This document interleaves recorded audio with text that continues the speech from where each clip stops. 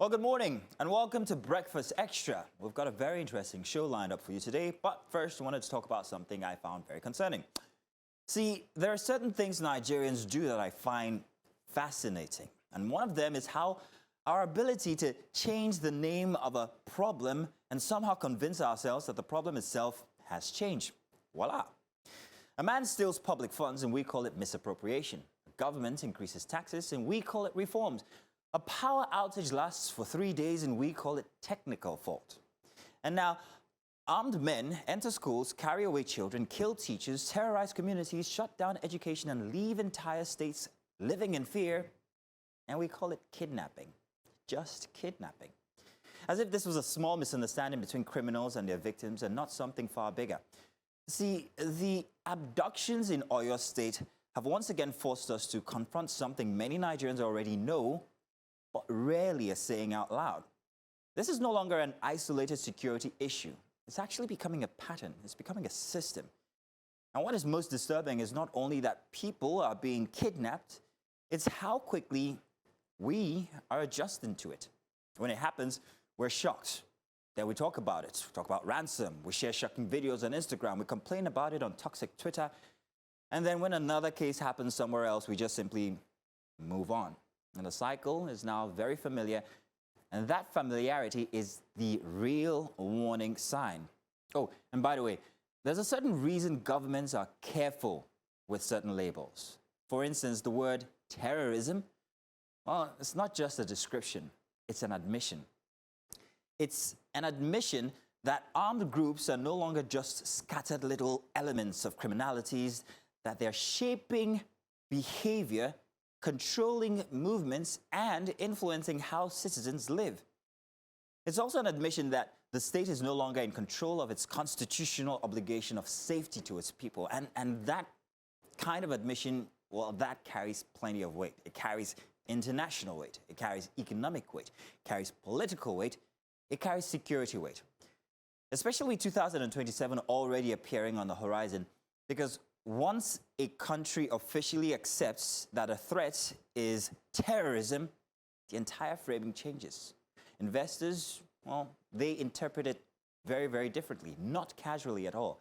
They read risks. Foreign governments, well, they don't take it lightly. They update advisories. Security analysts, they revise assessments. Insurance costs shifts, travel warnings tighten, and suddenly the story is no longer just about isolated incidents in a few communities. It becomes a global narrative about instability in Africa's largest economy. And that matters. Capital does not move uncomfortably in uncertainty. That you should know. And it even moves less comfortably in environments described as terrorism affected. And then, of course, there is the political reality, because if the state officially acknowledges that terrorism activities is spreading beyond traditional zones into regions previously considered relatively safe, then security stops being just one campaign issue. It becomes the campaign issue. And of course, we all know security is personal. It's emotional. It's inside of us. It's immediate. It's the one issue that voters judge governments by without waiting for explanations or consensus. People can endure economic hardship. They can complain about bad roads. They can adjust to inflation. But when parents begin to feel that sending their children to school is a gamble, the entire relationship between citizens and the state totally changes. The opposition knows this. The international community understands it, and voters feel it long before it is ever explained to them, which is why there is caution around how this is framed. Because labels do not just describe reality, they shape it. But here's the uncomfortable truth, and let's get to it. Avoiding the word does not reduce the threat. It only delays how seriously we respond to it. As can be seen, it's seeming like a gradual movement from the issue as a northern threat to it becoming, a gradual migration into the south.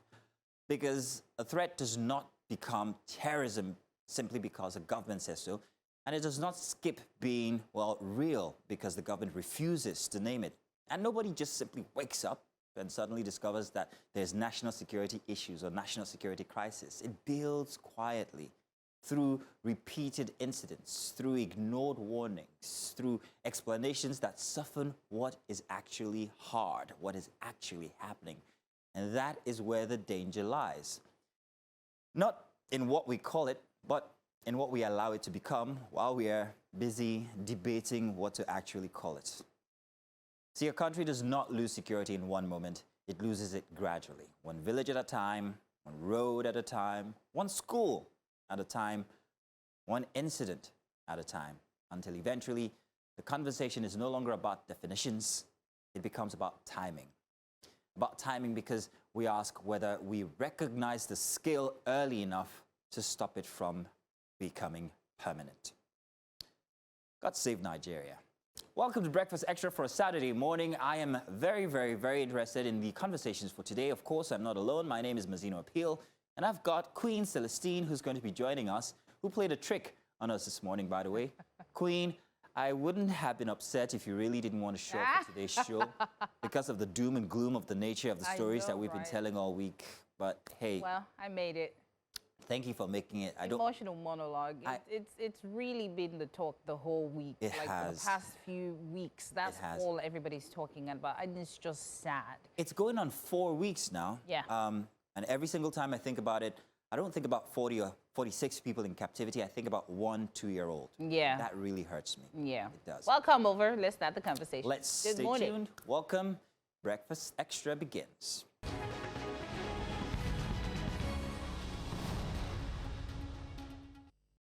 Good morning, Nigeria, and of course, welcome again to Breakfast Extra. Today, we're opening with the hard questions around safety in our schools following the latest abduction in Oyo State. What happened? How did it happen? And why do our schools continue to remain vulnerable despite repeated assurances from authorities? Communities are protesting, teachers are demanding answers, and parents are once again left with fear instead of certainty. We also be looking at the bigger insecurity picture across the country beyond reactionary deployments. What does a modern policing system actually look like in Nigeria today? Is the problem funding structure, law, or political will? And how do we move from emergency responses to prevention and intelligence-led policing that actually protects citizens? On the electoral front, concerns are rising over reports of a voter data leak ahead of 2027. Even as investigations continue, the bigger issue is trust. How secure is our electoral system in a digital age where insider access can be as dangerous as external attacks? What does this mean for confidence in the next electoral cycle? Of course, we'll also turn our attention to the environment as the world marks Environment Day. From flooding to erosion to climate stress on food systems, the question is no longer whether climate change is real, but whether Nigeria is preparing fast enough. What role should government, businesses, and citizens play in building real climate resilience? And finally, the Warri delineation debate continues to raise questions about representation, fairness, and identity in our democracy. At the heart of it is a deeper national issue. How do we balance historical identity, population realities, and constitutional fairness in drawing the lines of political participation? Stay with us. We will begin now. Yes, indeed. Welcome. We will begin now. By the way, I wanted to start off by saying I had a very interesting conversation with Collins, our producer, who we've never seen on television. But Collins had a very interesting direction to insecurity in Nigeria. And his question was, why on earth is the NYSC still a thing in Nigeria with all the insecurity we're experiencing? Why would the government continue to send children, people's children, to far-reaching places in Nigeria that have these implications of insecurity? And I said to him, no, I don't think that it should be scrapped. I think it should be channeled towards agriculture. Right. Because we're having a food security crisis now with everything that's happening. So if you channel that energy, that effort into agriculture, then you'd be able to help the system in a way. But he was still considerate of the fact that this still exposes them to, danger. And I'm like, no, you don't send them everywhere. You send them to specific places that you're sure you can control. Right. His option, however, was to make criminals, prisoners, help the agricultural system. And I thought to myself, and I think you might share the same opinion. What do you think about that? To be fair, Basil, I think one of the reasons why NYC was there was it was more like an exchange program. If you schooled in Lagos, they would send you to the north, or they send you somewhere. Unity. Yeah, so you understand the culture and other places in Nigeria. Like I served in Oyo State and I loved it. Back when it was safe, yes? Yes, when it was safe. I enjoyed it. There was constant light, even when it rained. Lagos. Even when it rained, there was constant light. My rent was 42,000 for a year. 42,000 naira. This was back in 2012. Big girl. Oh yes. Oh yes. So I think the reasons for, having NYC is very important, but right now, like again, we need to change, we need to evolve as the world is evolving. As Nigeria is evolving, we're having a lot of insecurity, so you can't just move people, children, because of course, if you school outside the country, they expect you to come back and do NYC Nigeria. Is it after you've paid all your school fees, you now come there and say, sir, but what last time we saw criminals could be used as, I agree. Criminals? Yes, prisoners? I agree. Yes, we have a lot of the prison land, system to we have a lot of bushes. Yes, we have things to farm. No. I disagree with you too. Why? Because that just opens the door to a totally different kind of system where you have people, hardened criminals, who have a route outside of the penalties they're supposed to pay. Because here's what begins to happen. You say, okay, fine, this person has been transferred to Sokoto to go and help with, I don't know, groundnut farming. Right. By the way, he might not be there. It's unregistered that he's there, but he's not there. Now you are talking about a broader security issue, look because at your now voter. it's linking to the voter. I'm talking exactly now. That is where those little loopholes are what we need to fix. Because if there's a way where we can take these people, transport them to the farm and back, control or and monitor them. The prison should be in the middle of the farm and the farm is guarded. There's nowhere to go. I still don't see it happening. Maybe like Robin Island, you can't fly into the water. There are sharks in there. So once you're in Robin Island, won't work. Well, we'll see. We're not the people in charge making reforms. You could be a minister tomorrow. Well, I could be in a position that helps to suggest, maybe these reforms should happen. Let's do a break. When we come back, we jump into our conversations. You're welcome once again. This is Breakfast Extra.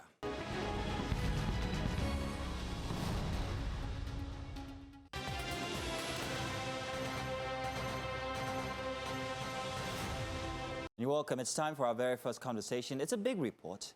Now, for many Nigerians, the classroom is supposed to be one of the safest places a child can ever be. But in Oyo State, the sense of safety was shattered over the last couple of weeks. The abductions of pupils and teachers in Warri local government area has once again forced the country to confront a painful question. If children are no longer safe in schools, where exactly is safe in Nigeria? Across the country, the Nigerian Union of Teachers is now leading protests demanding urgent action and the rescue of those still in captivity.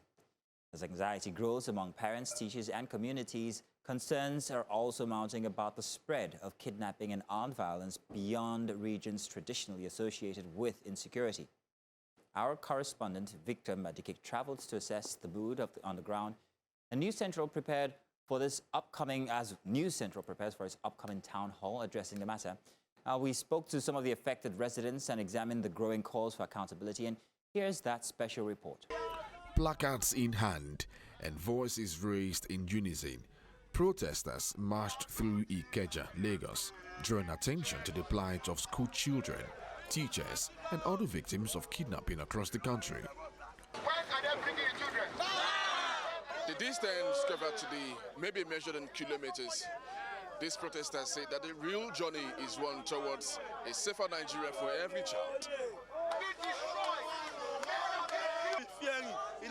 The demonstrators said the recent abduction in Oyo State is a stark reminder of the growing insecurity confronting many communities and educational institutions. If kidnapping can get to Oyo State, how many hours to Lagos State? So this is in solidarity to our brothers in Oyo State and our brothers in Borno State, our brothers in Kogi State, and every other state that kidnapping is rampaging. Beyond that, how are you saying that you are trying to secure us and then you are trying to give ransom to kidnapped victims? Imagine if my sister got kidnapped and you gave ransom to them because she got kidnapped, they will come for my brother. It's as simple as that. So it makes no sense. You give us simple thoughts to think that basically you are funding them. Any Nigerian that think is alive is only mistaken. What began as outrage over a single incident has now evolved into a broader call for action against the rising wave of kidnappings across the country. Between Ibadan and Ijebu, people have been kidnapped like 3 times in the space of 3 weeks. We can't continue like that. You are not providing us with good food. You are not providing us with enough resources. You are not providing us with good health care. Old men, children don't have access to health care. The minor thing to even move in peace, live in peace, we can't get it. The demand specifically now is that Bola Ahmed Tinubu should end kidnapping, should end the killing, should end the injustice, or he resigns. With no clear resolution in sight, demonstrators say they are prepared to continue taking their message to the streets until concrete action is taken and their demands are met. In Lagos, for News Central, Victor Mbadike. And joining us now to discuss this conversation is Kaide Babayomi, Chairman, African Action Congress, Oyo State Chapter, and Diokba, who's a youth leader, African Action Congress, Lagos State.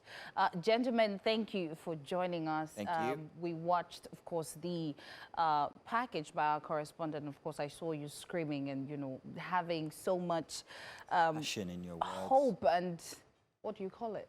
Which one do you want to go with? It was very passionate, your expression. Very, very passionate. Yeah. Now, we can see that the young Nigerians are growing in so much insecurity. There's kidnapping. It feels like a daily dose of breakfast. It's coming. What is the long-term consequences of this if it continues like this? All right, just like you rightfully mentioned, the momentum is established. There are no scripts to this, basically. It's organic, it's sustained, and definitely, I think the government of the day is trying as much as possible to hold us back by sending attackers, right, or anti-protesters, which we are very much used to and familiar with. But what this looks like is, I wouldn't say it would be beneficial anyways to the government of the day, but obviously that voices are heard, feet are stamped, and words are said would eventually pass these messages across. Just the body language for now actually passes that.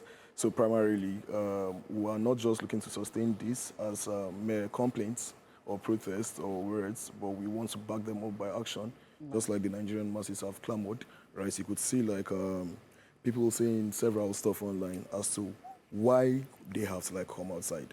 And the government of the day is actually not taking cognizance of what enthusiasm, passion is it that are residents with people. They are taking it for granted. Right. But I would beg the government of the day that for us to not descend into a state of anarchy and a state of disorder or anomy, they must have to take action. Maybe not a plea anyways. A suggestion. Right. So before we came live, Mazino was complaining why the protests in Oyo State, they were being challenged or attacked by another community. So can you just run us through how the protest went? Was it peaceful? Did you get a response because you marched from Underbridge Ikeja to the governor's office or house? What was the feedback on that day? Yeah, first off,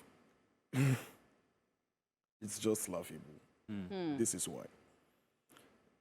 I remember one of the ranked police officers saying that we needed to provide a letter to the National House of Assembly before we are able to seek delegations to address us.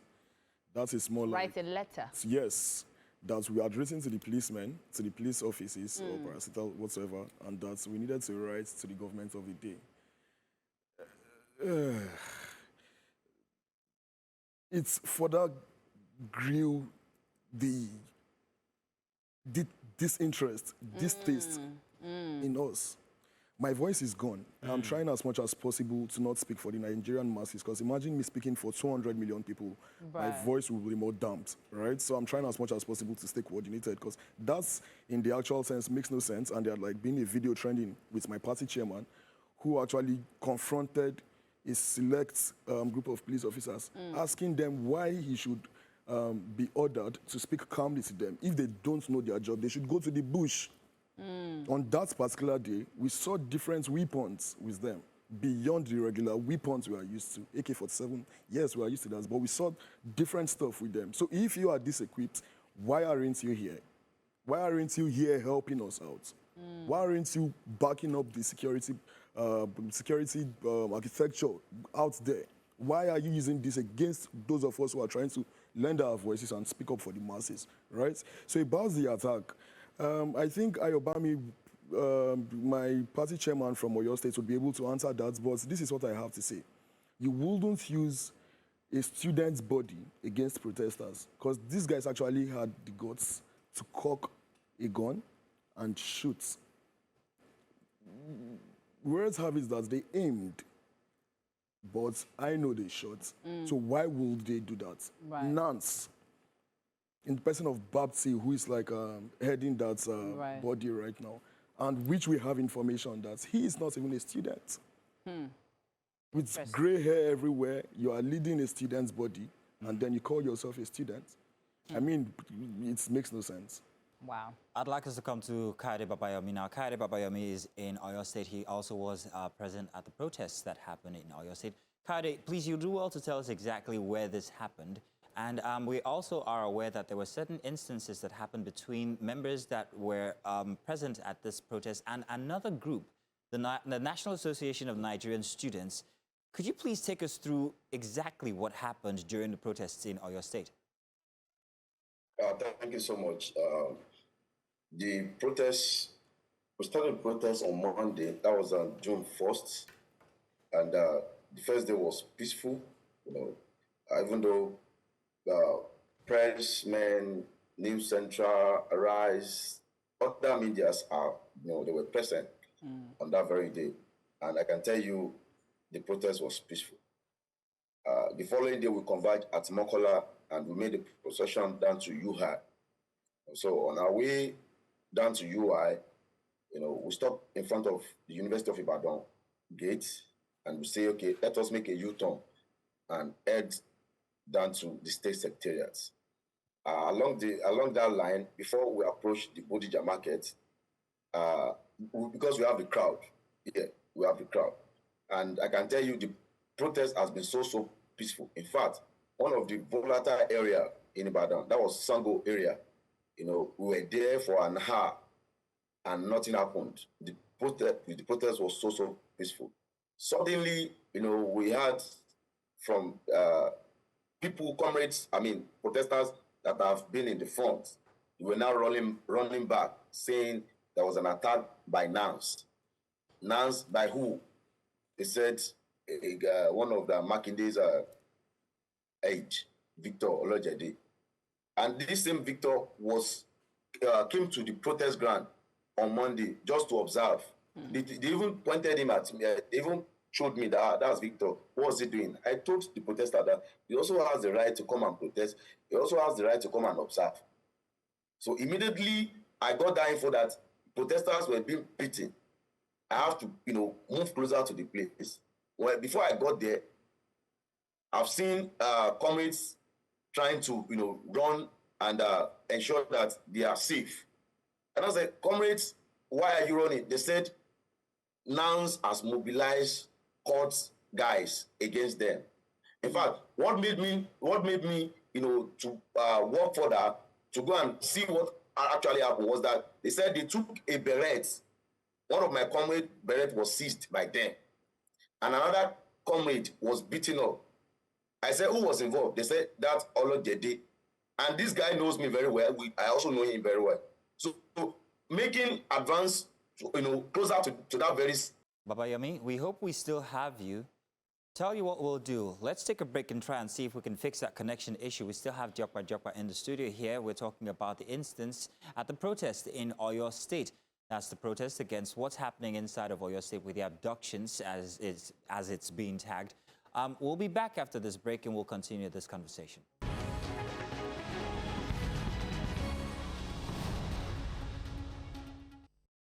Yeah, welcome back. Thank you for joining us or rejoining us. We're still trying to get connection back with Babayomi, who is in Oyo State. And while we lost that communication, he was actually telling us about the instance that happened between the protest that his group and the National Association of Nigerian Students and a certain Victor Olojede.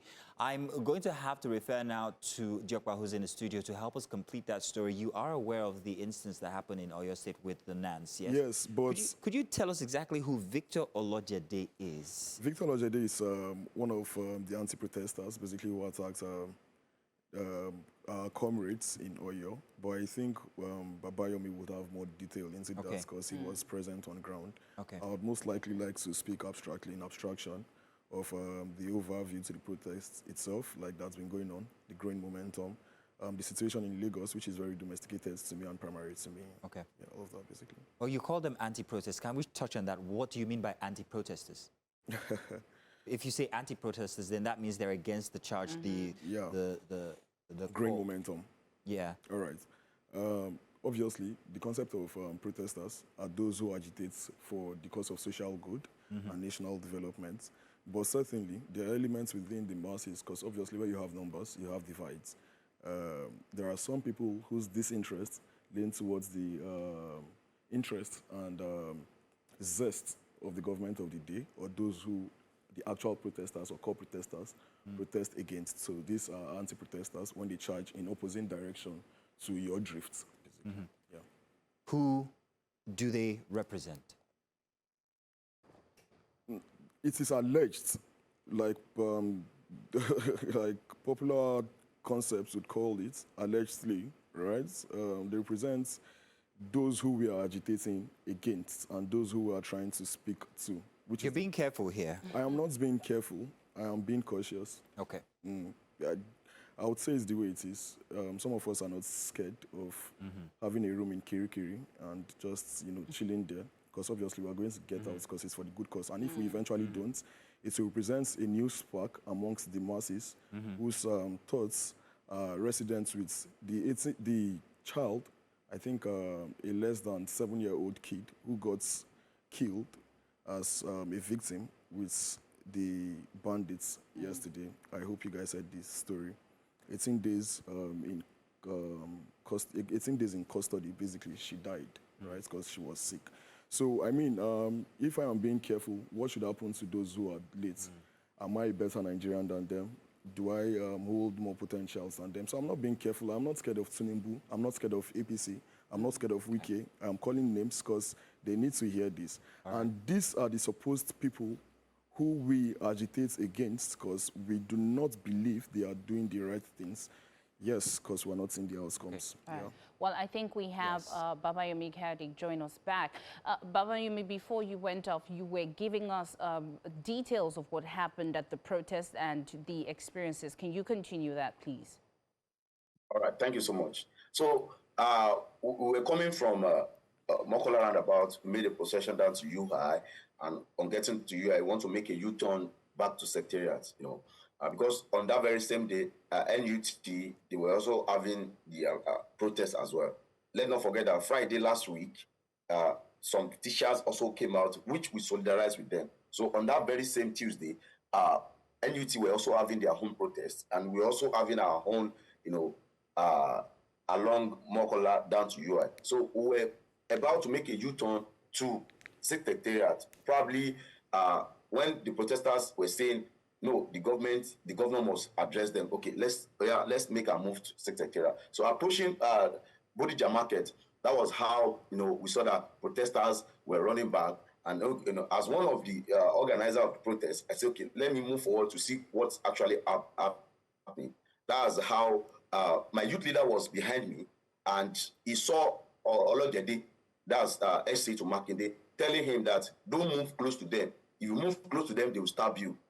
And now look back that Victor, before I called Victor, he turned back and he find his way through the traffic that was there. So that is not even an issue. I heard that a comrade of mine, they are trying to, kick him up. They've collected his beret, and I said, how will I come to a protest and my comrade beret was stolen, or my comrade, the beret meant for my comrade has been taken away from him? And I was okay, let me move forward. That was how I had the gunshot twice. But that one is not enough. I said, okay, let me move forward. Moment I, proceed stepping forward, that's how I saw those NANS guys. One was wearing white shirts. Everything is on video. One was wearing white shirt, holding knife, doing the life like this, sweeping the life like this. Another one was wearing a singlet, black singlet, very tall guy, swinging a sham, one Ibantel like this in the hair. And that was not enough because that I am not scared of all those fetish, whatever. The one that even made me run, for my life was when there was a guy, he brought one gun from his side pocket. Immediately, he wanted to cock the gun. What's it called? The bullet of that gun fell down. I saw the bullet. It's a double barrel bullet, red.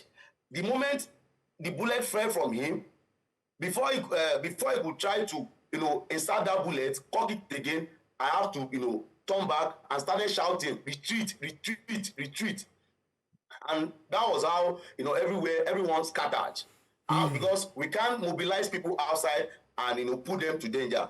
Many of those people that are joined the protest, probably that was their first or second time of joining protest. So we have to ensure that everyone is safe. That was how we said everyone should retreat.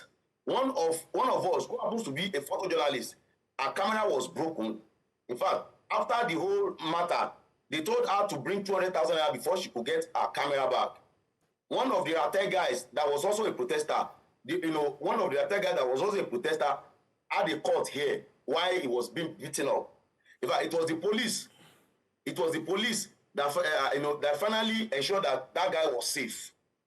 Though all what happened that day was supervised by police. Police were there, even though when they were attacking us, they were even telling us that if you guys have to come closer, we'll finish you all. All these are on video. Right, in fact, the lady that said, that very photojournalist told us that just a second, when he was Baba Yemi, so we hear all this, but I really need you to confirm exactly who these individuals were. Are you confirming that they are members of NANS? If they are members of NANS, who they are members. Just a second. Bapti was there. Just a second. If they are members of NANS, who do you suggest sent them? Or do they have their own cause that they're fighting for? Did they say what it might have been, why they had to attack your protest? Good. The people that were there, we have Victor Olojede, that happens to be the FC to market. We have Decima.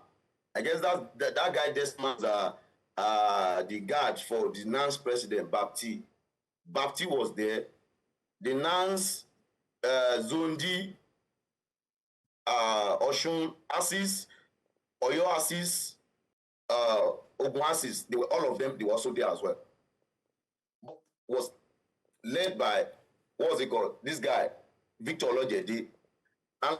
Baba Yemi, it seems we're failing. The network is failing us again. We seem not to be able to get most of what you're saying. So we're going to turn to Diokpa here in the studio. Queen, do you have a question for Diokpa? Yes, I think, we've had different protests in Nigeria where I remember some time ago, if we talk about the NSAS, there was a time where it was allegedly said that it was being hijacked by, hoodlums and all whatnot. And now we're seeing this. So my question is, who sent them? How do we get that information? It is as simple as it is. I have tried so much to hold in my countenance. Yes.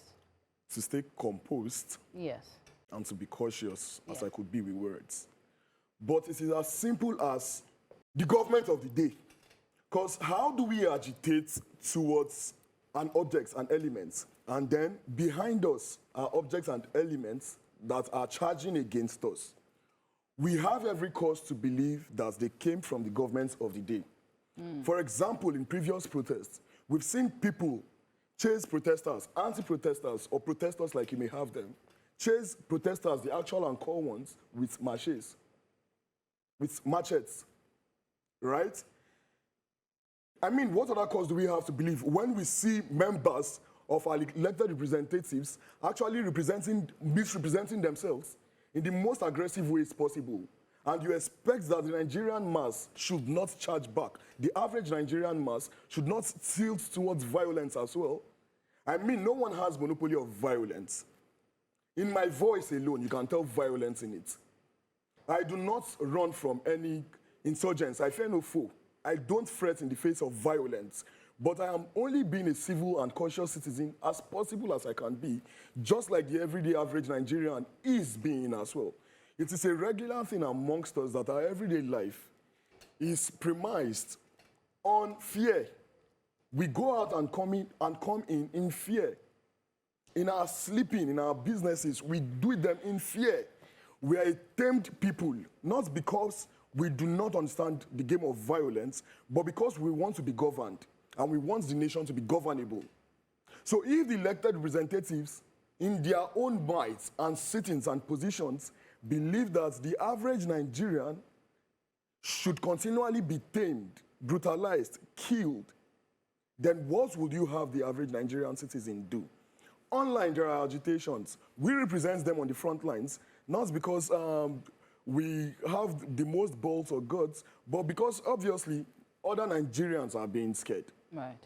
So this would eventually lead to a state of anarchy and revolution. And that is what these elected representatives are not saying. So in previous times, like you asked, violence are met with protesters and protesters. Where does this lead us? It leads us to further aggression, sustained momentum, and maybe a total breakdown of law and order eventually. Diokpa, it's unfortunate that we're looking at this very sensitive case of abductions and violence morph into something almost becoming one of civil unrest. These allegations that have been made here, they're subject to investigation, and at News Central we'll try our best to keep our finger on the pulse of things to get to the bottom of the matter. I want to say thank you very much for coming to express yourself here on Breakfast Extra, and also to Babayomi, who we lost due to the connection. Hopefully we'll be able to regain that, and maybe, Diokpa, you're back. But unfortunately, Diokpa, Babayomi, but unfortunately we would have to round up here. But your voices have been heard, and we'll continue, like I said, to put our finger on the pulse of things in Oyo State. We still have further conversations coming where we take a look at the policies and also the details of the issue. Do stay with us. We will be right back.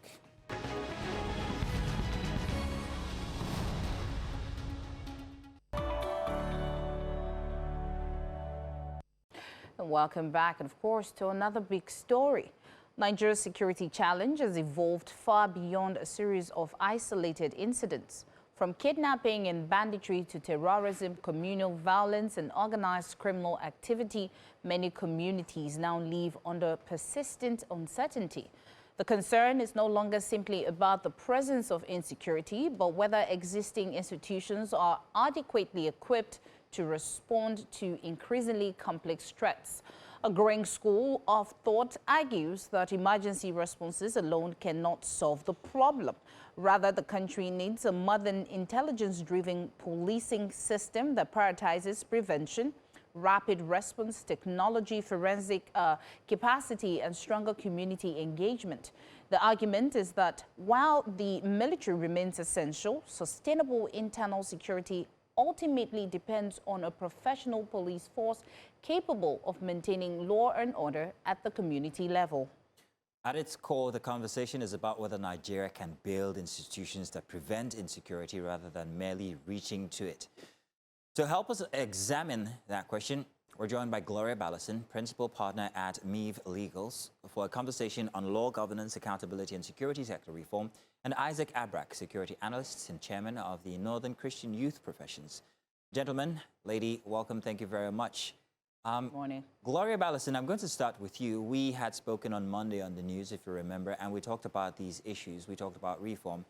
I'm not sure if we talked about constitution and what Nigeria, the state of Nigeria, actually owes its citizens. The fact that when you look at the constitution under Section 14, it owes its security and welfare.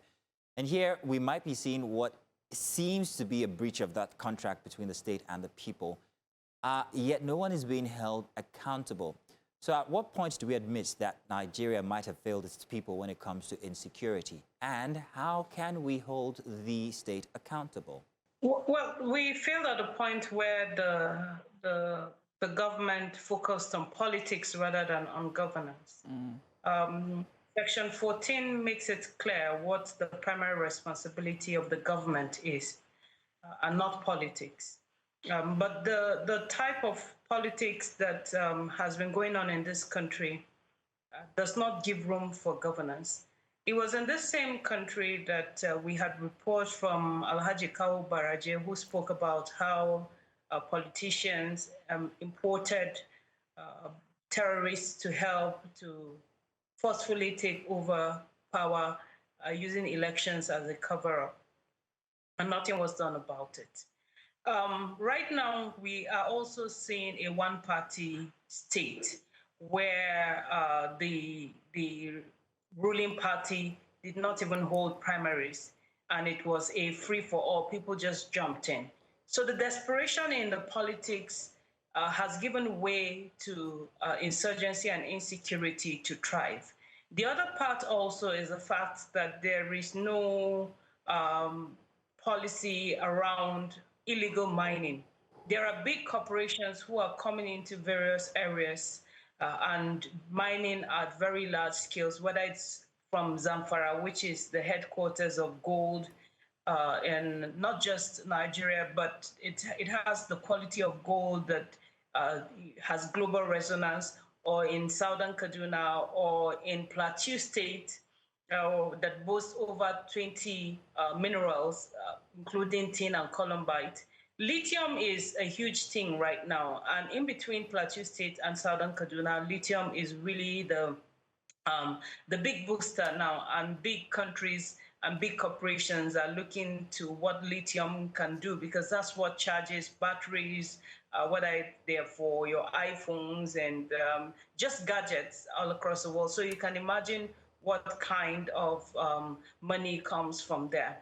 But in all of this that is happening, the state has been more coherent in terms of its policy for the insurgents than it has been for the people and the country. So there is the DDR, which is the demobilization, de-radicalization, and reintegration for terrorists. But what is the plan around ending insecurity in Nigeria? There is no policy for that, which means that the government has clearly explained where its focus is. It's the same government also that pays 3,050,000 naira as transport fare to, in quote, repentant terrorists. Where is the policy for ensuring that security service, including our soldiers and our policemen, have food and have the right equipment? We don't have that. So we see them every time protest about the fact that their gadgets are getting spoiled. They don't even have basic food, uniform, boots. They don't have that. The tragic incident of General Brima, who was trying to get the armored tank up, and it had failed and he was killed, is not an isolated incident. This has happened over and over again. Now, you cannot have an end to insurgency if you don't get the people on your own side. And I caught up with this discussion at the point where the incident of the protests in Oyo State was being described by those who were on ground.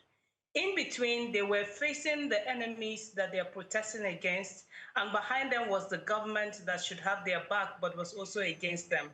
So they were caught in between the devil and the deep blue sea. And this is the reality of Nigerians as it stands now, that you can have a government that has more sympathy for terrorists than it has for its own citizens, that you can have a government that has a plan on what to do with the insurgents than it has about resettlement of communities or justice for victims. It is this kind of tragedy that gives us the real fear that this may not come to an end. And so the real deep question is, what does the government or the politicians seek to gain out of this? Right. And I think that that's the million-dollar question. We're going to come back to that Isaac, you have experience in seeing all this insurgency. You've reported it, you've talked about it in most of the areas that's affected in Nigeria. My question is, where is the missing link? What is the thing that we're not doing that is allowing the insecurity to escalate to this point? Thank you for having me. I think that, to be fair to the government and our security agencies, over the years that I've been covering this, say from 2010 to today, I would think that the Nigerian military particularly have done a good job at every point in time to disseminate the terrorists or the bandits, particularly from our forests. But what keeps this thing reoccurring is that the military at every point in time, after they've done their job, they will still have to return to their duty post in the barracks or are being relocated back to other places, where the issues of the terrorism is it's ongoing. So therefore, I think that what is missing is a security outfit, that is domiciled in the forest, which is supposed to help us hold the ground after the military have dislodged or disseminated these insurgents. For instance, now, what is going on in Oyo State? We have seen videos online that the civil security outfits there and also our security agencies are making arrests. And as such, I believe this arrest would also dislodge these people. So now, after we dislodge these people in the forest of Oyo State, who is going to remain on ground there to ensure that these people do not come back and continue their terrorism in this ungoverned space? And this is where the policy of government Bola Ahmed Tinubu, which is the forest guard, he promised to revitalize the forest guard in his 2023 campaign manifesto. Yes, we have seen him do that to some level. We know that the forest guard is currently operational at a pilot stage in 7 states, which are Kwara, Niger State, Kebbi State, Sokoto, Kebbi, and I think Yobe. But what is missing here is that this pilot project still creates gap. The terrorists are not limited. Their movements in the forest are not limited.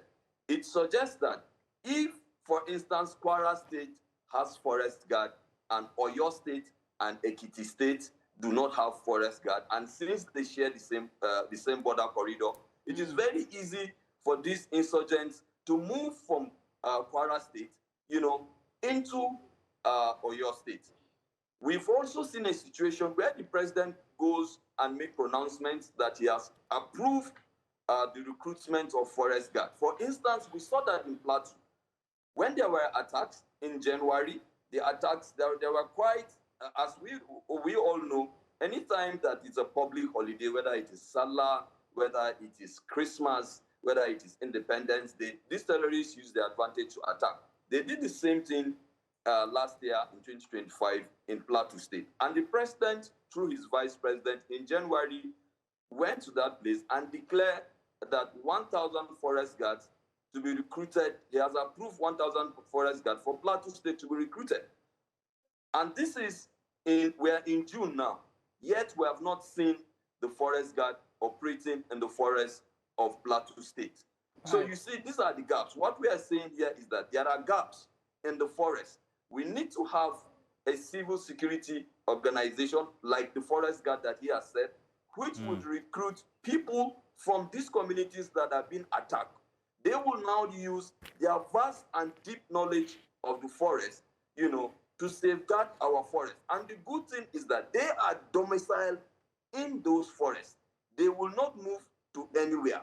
they are also looking to protect themselves and their family. Right. So it means that they will bring their optimal commitment to protect themselves. So I say again, Queen, the missing link here is that our military have continuously done a good job, but at every point in time, we retreat and leave the forest ungoverned. Right. And these people will move in to carry out their atrocities. Right. So, Isaac, if I hear you correctly, you're saying that there is no synergy in collaboration and moving all at once. So how can we fix that? Very, very well. My group, the Northern Christian Youth Professionals, we put out a press statement a few days ago calling on President Bola Ahmed Tinubu to expand the forest guard to the 36 states of the Federation.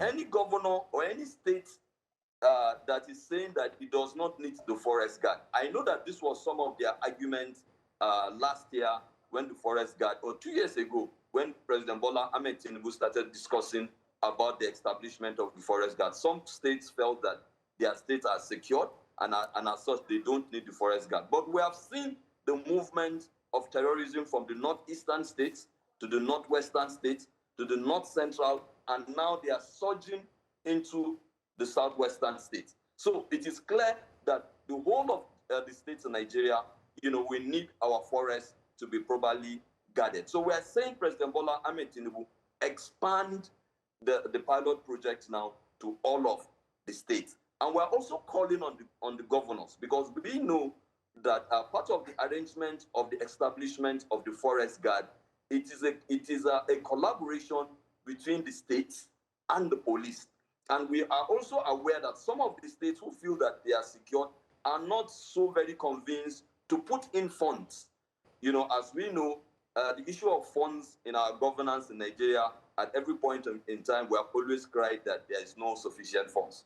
So because these governments have feel that they have limited funds, they are not very convinced to bring in these funds. So we are calling on them that, please, we need to come together with the president, with the federal government, and pull these funds together.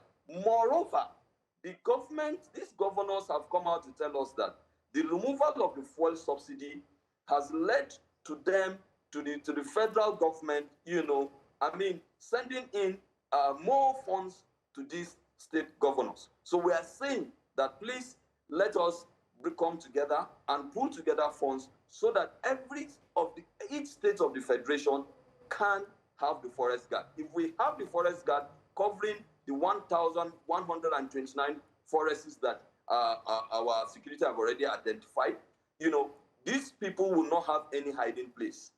And Queen, can I add another element to this, or you want to come up with a question? Real quick, go ahead. Yes. Okay, so there is also the issue of poverty, in our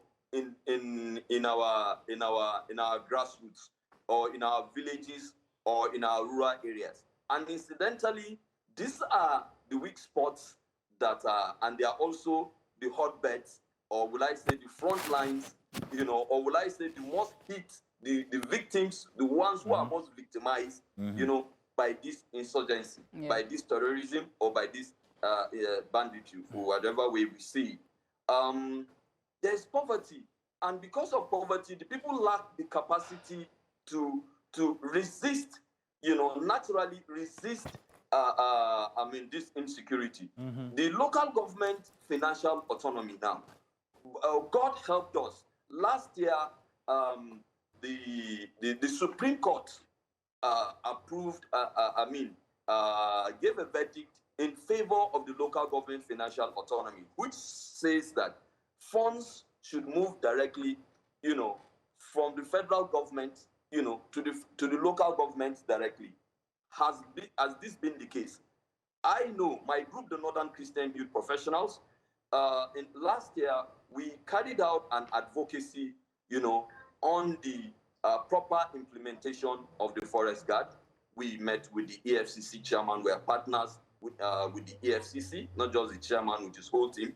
We are partners with them, also the ICPC, and also media organizations, and also the National Orientation Agency, so that we can see how Nigerians, the institutions, can come together to ensure that this is properly the funds actually move from the federal Isaac, government account. Isaac, Isaac, I'd like to jump in there and talk about this economic exploitation, which is the third thing that you brought in there.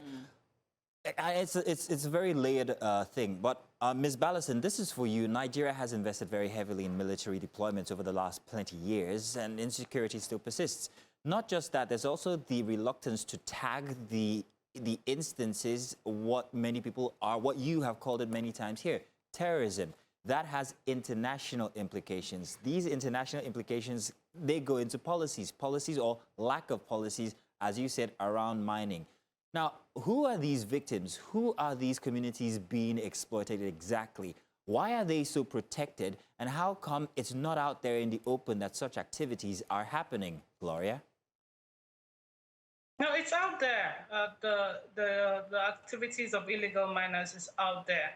But the question around what this is about is there needs to be a coherence to what government does.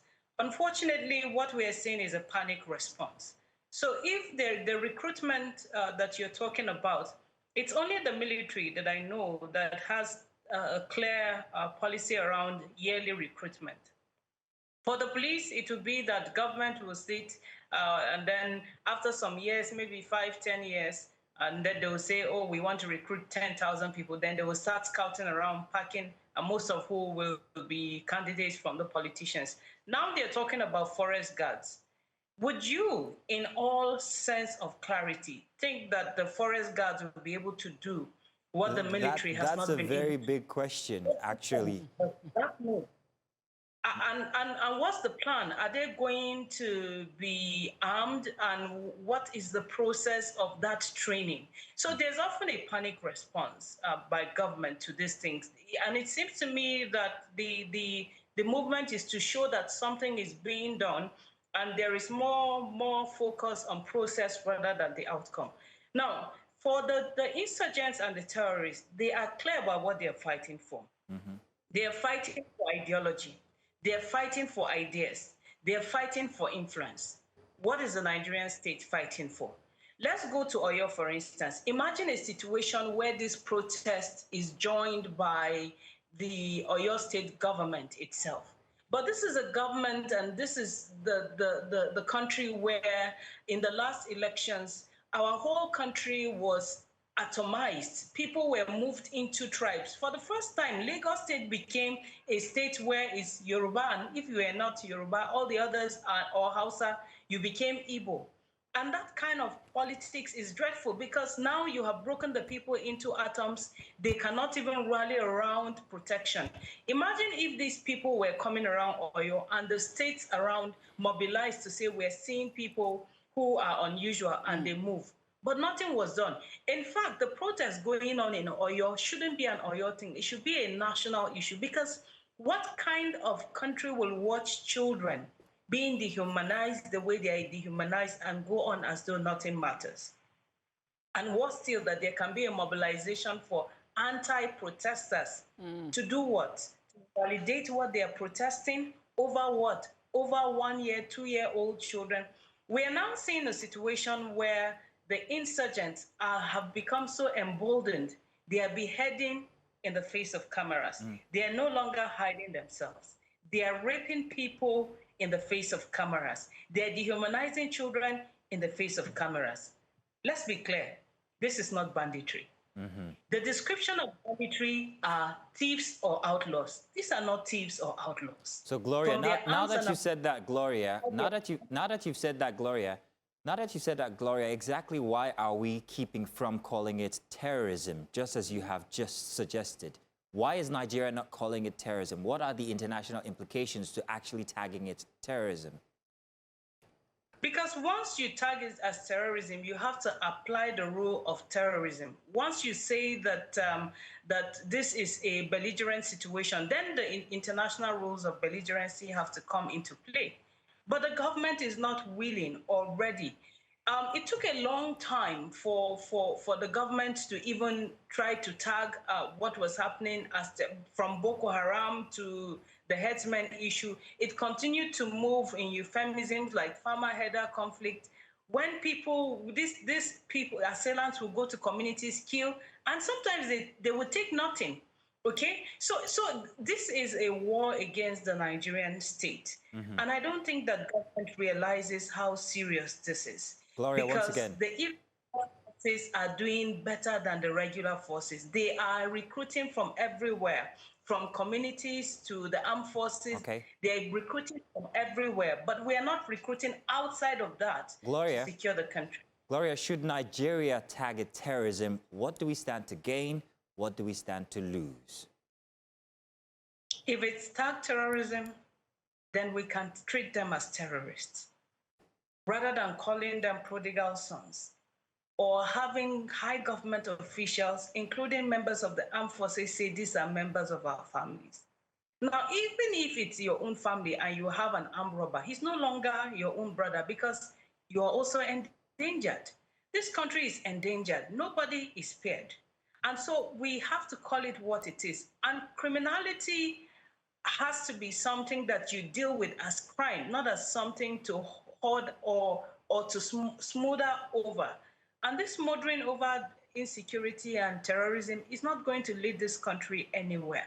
So the government has to begin to mobilize and even set an agenda. What is the plan to end insecurity?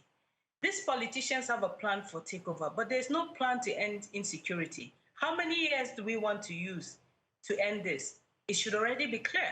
How do we stop the next set of recruits, whether from communities, from ensuring that victims do not convert into combatants, from ensuring that people who are low in crime do not find this lucrative? How do we stop that from happening? How do we even begin to de-traumatize? Because this is already a traumatized country. Thank you, Gloria. Well, Isaac, based on what all Gloria have said and what you said in this whole conversation concerning the situation in Nigeria, and of course, a lot of people say Nigerians are very accommodating. Will you say that our government is accommodating? Gloria, I think your we might have a problem with your network. Bad with us, but if you can hear me, I thought you cut off, so I would ask Isaac. Isaac, if you're still with us, I was saying that based on all that Gloria said and all that you said in terms of this situation here in Nigeria, a lot of people say Nigerians are very accommodating, we're cool people, we're calm people. Would you say that that is what our government is using to treat this situation as just, it will come and go? What do you think they need to, how do you think they need to wake up and realize that this is not just a mess situation, this is our daily reality, and they need to sit up? To be honest, anybody that says that perception will not be too far from the truth, or will have a justification to say that.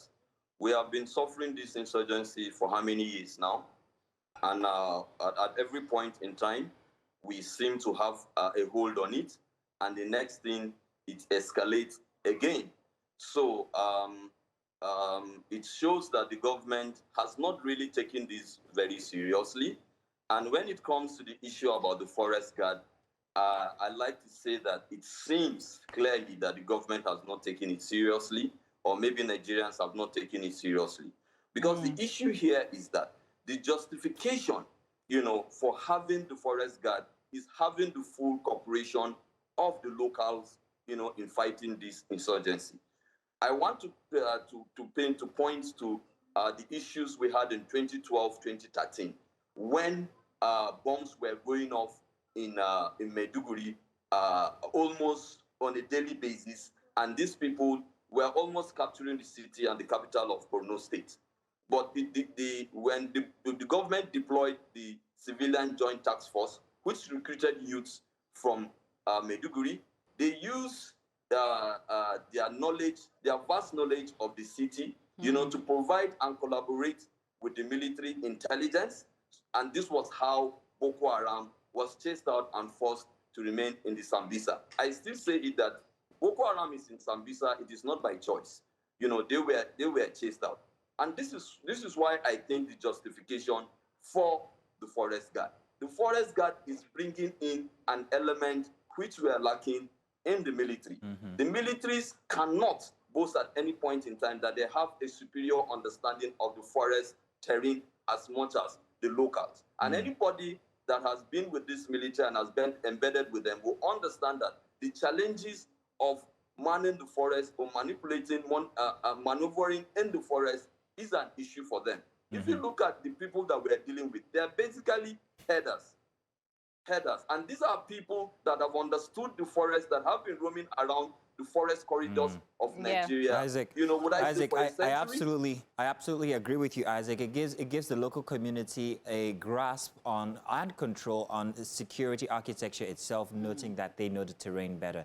Isaac, Gloria, unfortunately, we have to end the conversation here, but we have gleaned a lot from what you have said, from the policy angle, from the local angle, the community involvement.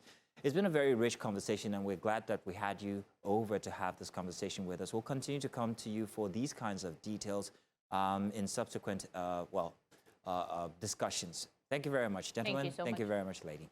Thank you. Yes. Have a good day.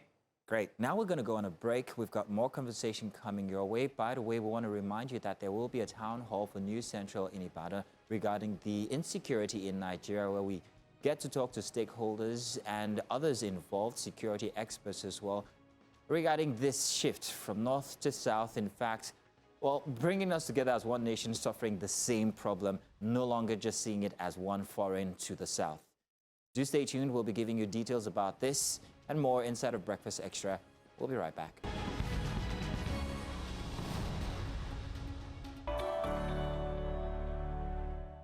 Welcome back. Another big story here for Breakfast Extra. Our questions about electoral credibility are once again in focus. This is following reports that voter information from INEC's continuous voter registration database may have been accessed and released without authorization. INEC says it has launched an investigation and has already identified the user accounts through which the information itself was accessed. Preliminary findings suggest that there was no external hacking incident, but rather the use of a valid internal credential. Now, while the Commission insists that the broader voter database remains secure, the incident has raised important concerns about data governance, insider threats, and public trust. Elections depend not only on credibility, voting processes, but also on confidence that citizens' information is protected and that electoral institutions can safeguard sensitive data. Right. So beyond the immediate investigation lies a broader question about digital security and electoral integrity ahead of 2027. And joining us now are Toye Akpampa, founder of Meteoristic Limited, and Kunle Lawal, Executive Director of Electoral College, Nigeria. Gentlemen, good morning and thank you for joining us. Thank you for joining us. Toye, couldn't we have found an easier name? That was very difficult to pronounce.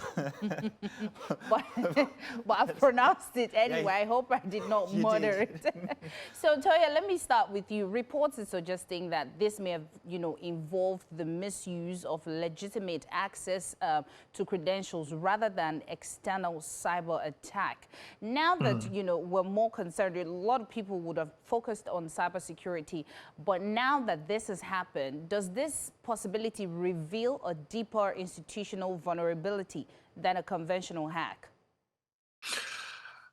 Definitely. What I liked about this story, so there are positives in this story as well. So the system, in terms of an audit trail, right, we were able to determine, or INEC was able to determine who actually accessed those records, right? So the system was working as it's implemented to do. Obviously there's a separate investigation running alongside, right? So this is more insider misuse, as we've recognized, using authorized access credentials. Now, the one thing I wanted to say was that, when it comes to governance, especially with systems of the CVR, what this points to is it isn't a technical issue, more like a user discretion issue, right? And that's where accountability comes in, right?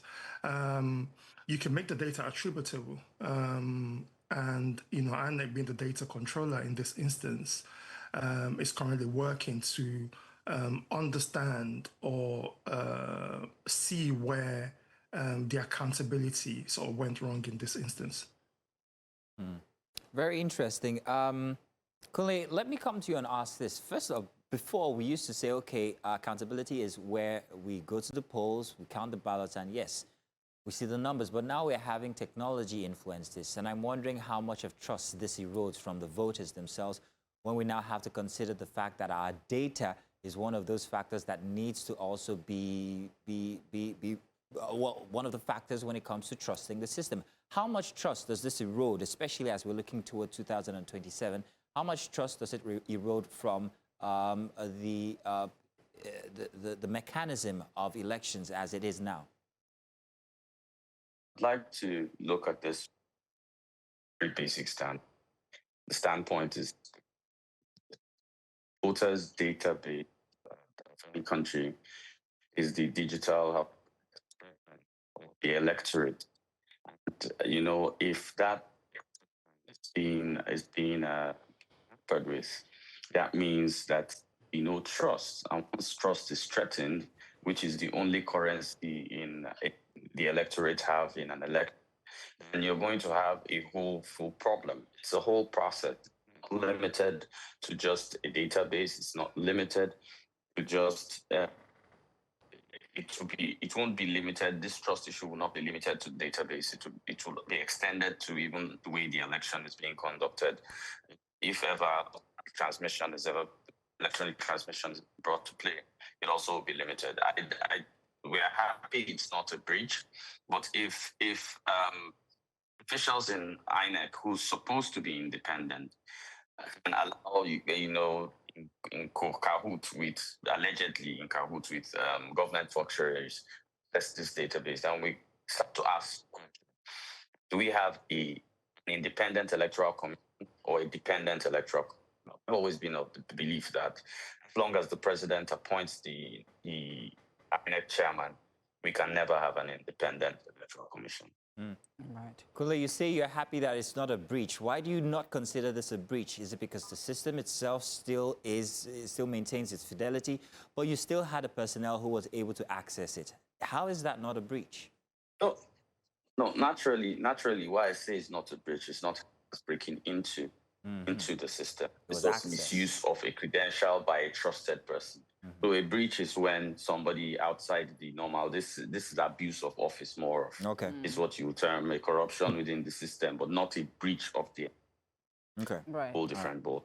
Right.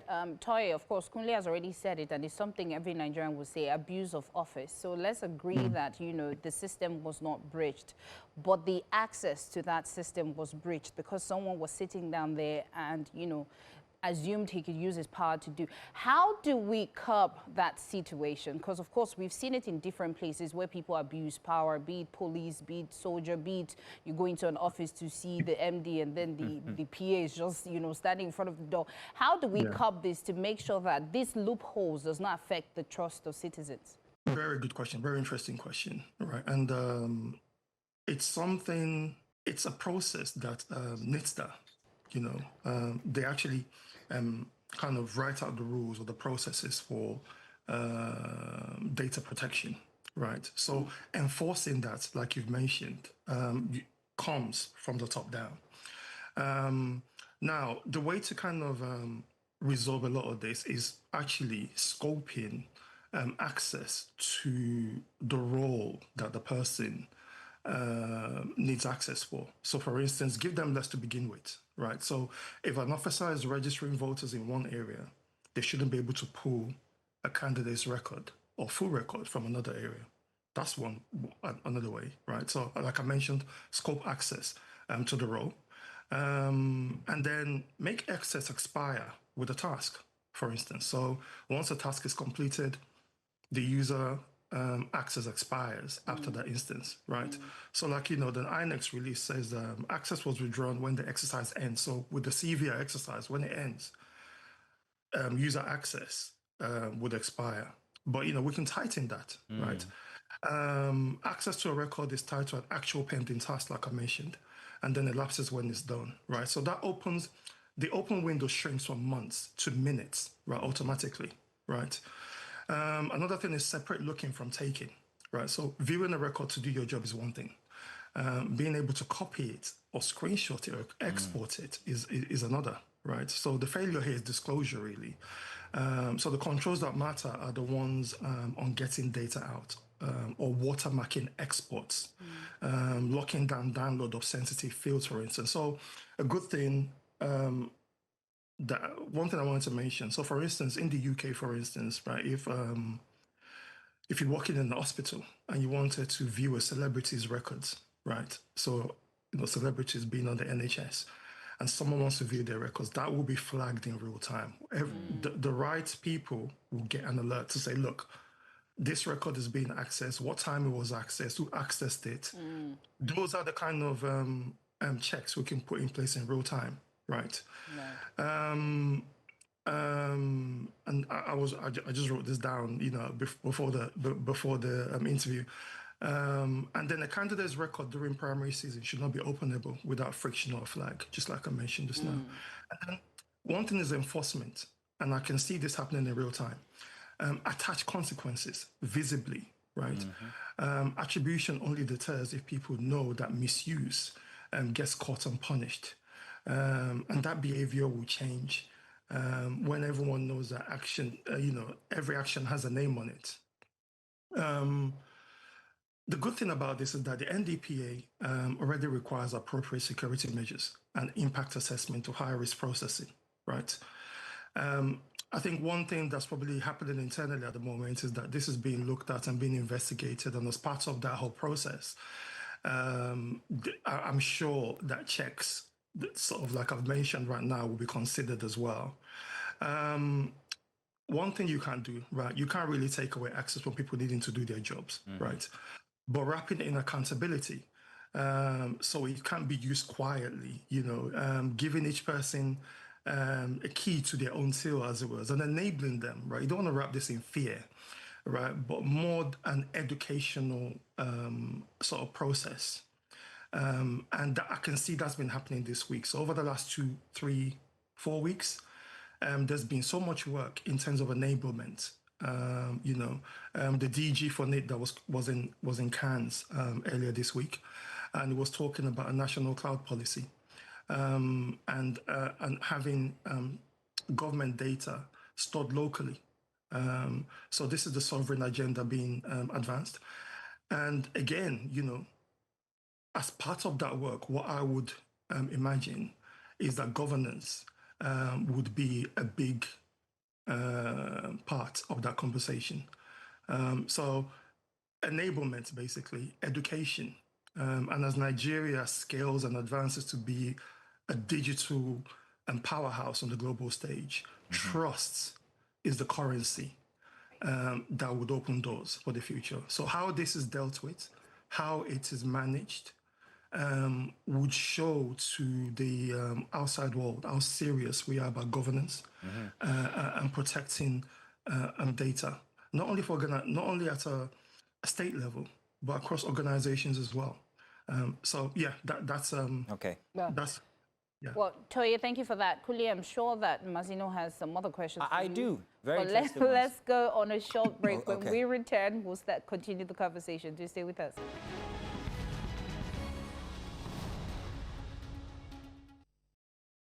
Welcome back. Of course, before we went to the break, we're talking about the data leak between INEC and Mekaike. And of course, we have Kunle, Lawal, and Toye is with us still. Apampa. Apampa. Toye, thank you very much. Toye, before we left, you were talking about an extra layer of security. That got me to thinking about this extra layer. Who's going to be in charge? Then there's also the Freedom of Information Bill, which I would like to employ here. I'm wondering if that is that layer, if that layer could be me as the owner to that data. Is it possible to have such an alert go off when I have my data accessed? And would this be lawful? Maybe I should ask Kunle. Kunle, what do you think? I think, and from my own perspective, I think we're approaching this from We didn't get that. Say that again. We didn't get that. Say that again. I think we're approaching this. We aren't supposed to approach it from. It's not a technological breach. Okay. This is misuse. This is misuse of administrative power. then also shows that government functionaries have access to sensitive data, which is abuse of office, which is indirectly corruption. This is not a technological breach. If somebody broke in, that's different. Well, This is Kunle, misuse of admin privileges. Kunle, may I jump in there again? Can I finish? Can I finish? Okay, go ahead. I said this is misuse of admin privileges granted someone at the behest of someone who wanted that information. And that is wrong. That is corruption. It's not a technological breach. So when we're talking about it, can we approach it from a standpoint of politics and governance and how politics has grown to affect us so much that people are ready to pay people within INEC to bring out sensitive data, which is wrong, abusing the entire system.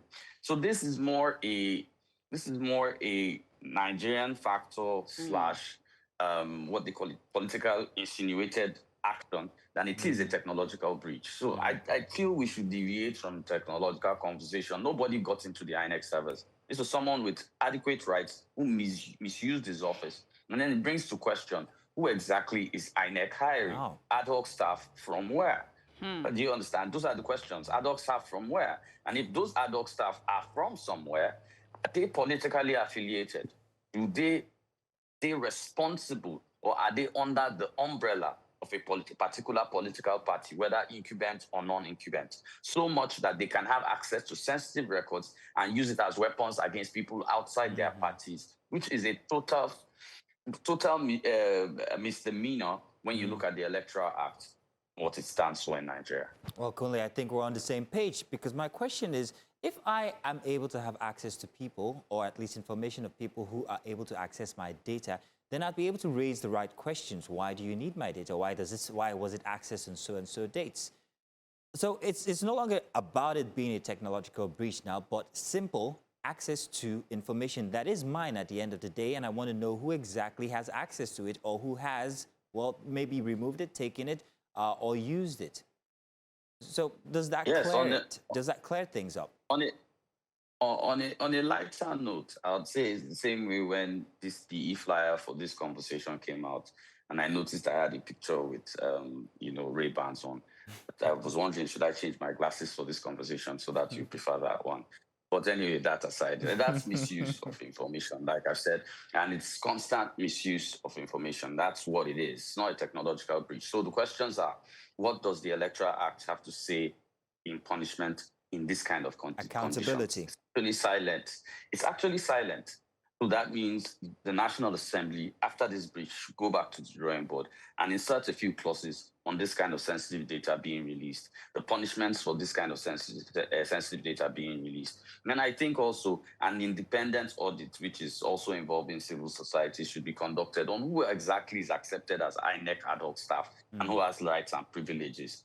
Because the truth is, as long as we keep having people who are already partisan in a particular way, or affiliated to a particular political party, whether incumbent or opposition, you're already saying clearly that your elections are not credible, because everybody thinks it's just the voting part that should be credible. No, the entire process from beginning to the end should be. I think, if I'm right, I think, was it South Korea? Yeah, South Korea's election officers stepped down for an issue less than this, a slight breach on its election materials and disruption in its election materials.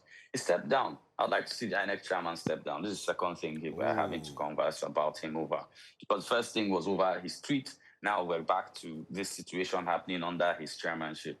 So it's already, and it's clear in the Electoral Act, if there's any doubt of the non-partisanship or the individuality of the INEC chairman, if there's any doubt, he should resign. It's part of our laws. Okay. Right. Maybe I should ask Tonya the same question that we started out with, and then we'll end at accountability. Tonya, first off, do you think I should have access to whoever has access to my data? Good question. One thing I was going to just mention, really, when it comes to politics, you have to look at the human factor as well, right? And then you have to look at processes, right? So the NDPC under NICTA already kind of fleshes out laws for this, actually, right? NDPC hold INEC to account, basically, and for any breach that happens, right? It needs to be reported within 72 hours, and was the voter told about it when it happened, and it can also penalize as well, right? So that's in their court at the moment, right? And I think that's currently ongoing. In regards to this issue, when it comes to any technical infrastructure, you would always have the human factor. Political rascality is not new, right? It doesn't matter what country you're in, right? There's always going to be certain actors or individuals who are acting on their own interest. Now, that's besides the point. The point I think we should be getting to is because as infrastructure is being built, the governance layer becomes really, really, really important. And as time goes on, as systems become more interconnected, it's very important that any issue at any stage throughout the process, in terms of data being accessed, in terms of data being misused, those need to be addressed as time goes on. The issue that happened here just really flagged or highlighted the human factor when it comes to governance. And there's good and bad, right? The good being, now that this has happened, we can then work towards a fix for it, rather than not knowing, right? So the only reason we're having this conversation is because it was posted on social media, right? So if it wasn't, what would have happened? No one would have known. None of us would have been the wiser about it. But now that this has happened, it gives the opportunity to put the right governance in place and the right processes in place so that whenever it happens again, this is flagged immediately. Right. Or it becomes a bigger issue. And that's what we should, I mean, I think that's what, in terms of the work I've done over the last 18 years, especially in the UK when it comes to data governance and AI readiness, this issue is all about data maturity, right? And it's only going to get, and things are only getting more complicated as we had more layers on top of it. So that's where I think that's my angle into this, really. Right. Well, Kunle, when you mentioned us looking at this situation from a politics angle, I just saw a can of worm just open right in front of me. We've seen situations where things like this happen. For example, when there was a killing on the streets, and they said, oh, the policeman did something wrong in another state, and then he was moved to another area. Now, what are the implications for this person who had accessed and leaked the data?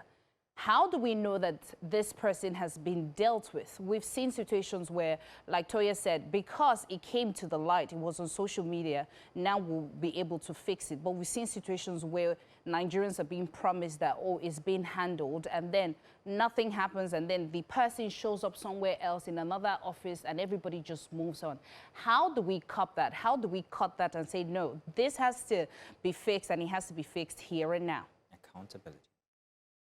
You see, Nigeria has like one of the largest laws in largest set of laws in corruption. Problem has always been enforcement. But here are a few questions we should ask.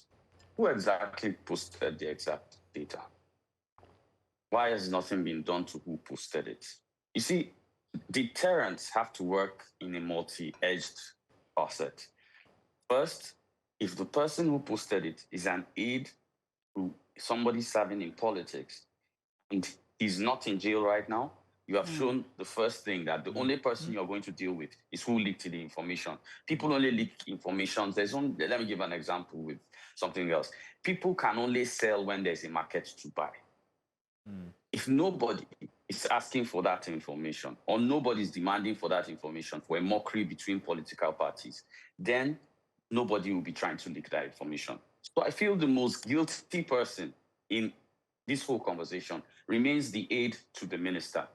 I don't know why he's not in jail. I don't know why he's not being held for very serious crimes, because he not only puts the trust he damaged the trust of an election in which we're going to spend close to $500 million in trying to get a president or trying to get other people in elected office. And he's just made a mess of it by posting something he shouldn't have.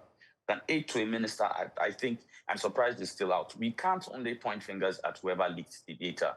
For somebody to sell, there must be a market by truth. So it's double-edged.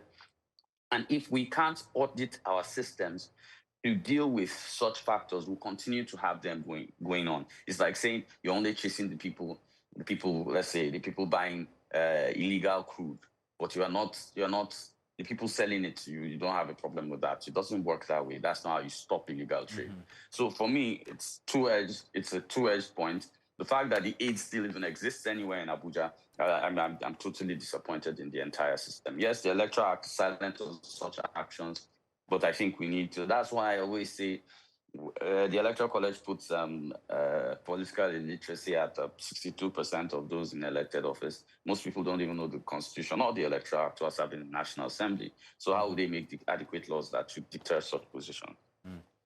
Thank you, Kunle. Toye, I'm going to ask a question that both of you might answer. Maybe you'd answer first. But now with this instance out in the open, I'm wondering how much integrity still remains in INEC as a body, its implications on the INEC chairman. Kunle thinks that he should resign, and its implications for 2027 elections. Right. I think in terms of ongoing investigation, I can't really comment on that. As the son of a lawyer, my dad was a lawyer. But as a data expert, however, someone who knows these things, tell it from that angle. Okay, so I think we have to look at this over the last 3 years, right? If we go back in time, right? I think one of the conversations, or some of the conversations that were ongoing at the time, was real-time transmission of voter data. And obviously the laws have evolved over time to where we are now, right? But when it comes to real-time transmission, the issue that happened here more sort of highlights why we need to have stricter controls in place when we finally get to that stage, right? And I believe we will get to that stage over time, right? However, in terms of accountability, again, INEC systems did what they were configured to do, right? We were able, they were able to look at the data, find out who accessed it, where it was accessed, by whom, and so on and so forth, which has then led to the ongoing current investigation, right? So the system is doing what it's meant to do. Building on top of that system so that we can then plan ahead is the next stage, right? And I'm sure the work, obviously, because this is now being flagged, the work is being done or will be done for the country to get to where it needs to get to. I think when we look at the way data is handled, especially in the UK, right, with various governmental bodies, you literally are able to request the data that is held about you, you know, by law. You can file a form that, say, look, what are you holding about me? Who's accessed it? Why it was accessed? And you get a full output, obviously, under the law. Now, in this instance, or at a national level, are there laws to actually get us to that stage? I'm not sure about that at the moment, but those are the kind of moves that would build trust. Trust is a currency when it comes to this data. When it comes to politics, when it comes to the issue that we're talking about now is actually, it affects a wider scope, right? Because number one, as you know, digital transformation is continuing at pace, and we're layering AI on top of a lot of the work that's being done. We're talking about national upskilling of the youths so that they can be empowered for the global workforce. All that depends on trust, right? Countries all over the world would invest in nations or organizations based on trust. So how trust is built from the ground up really matters. The issue that we're talking about here, even though we're talking about this from a political standpoint, but it affects a lot more. And how you're seen, how you're perceived, and how rules are enforced would open up more opportunities across the board. And that's what I think we should really take away from this or focus on. Trust is the currency that opens doors all over the world. All right, then. So thank you very much. Kunle, if you can respond in just a minute, because we have to wrap up the hour. Implications on the INEC chairman. We know already you think he should resign. What about the elections for 2027? The last time Nigeria had 50% participation in elections was 2015. It dipped in 2019 to approximately 31%, then it dipped to about 26% in 2023. We are already projecting that less than 20% of voting population will participate in the elections in 2027. So this incidence probably going to send it down to something about 17.5. And we are looking at it from that angle. And that is the fear we have generally on this particular situation. We fear the way it's going to affect politics. We fear that people in governance are going to become more emboldened to commit such crimes if nothing is being done to punish.